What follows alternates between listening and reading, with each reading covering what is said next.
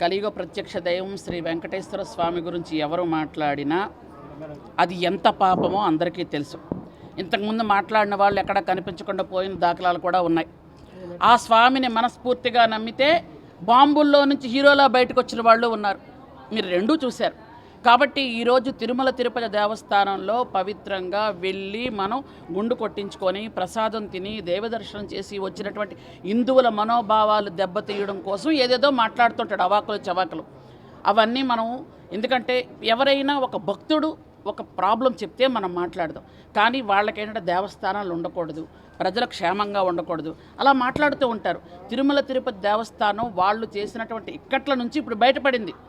కల్తీ నెయ్యి నుంచి, కల్తీ ప్రసాదం నుంచి బయటపడింది. ఇప్పుడు అన్యమత ప్రచారాల నుంచి బయటపడి ఈరోజు హిందువులందరూ వాళ్ళ మనోభావాలు దెబ్బతినకుండా ఈరోజు రాష్ట్రంలో ఉన్న అందరు ప్రజలు వేరే మతం వాళ్ళు కూడా వెళ్తారు. వెళ్ళి చక్కగా అక్కడ వాళ్ళు సంతకం పెట్టి లోపలికి వెళ్ళి ఆ కలియుగ ప్రత్యక్ష దైవాన్ని దర్శించుకొని వస్తున్నారు. కాబట్టి ఇందులో భగవంతుడు ఒక్కడే. ఆ భగవంతుని ఖచ్చితంగా అందరూ పూజిస్తున్నారు.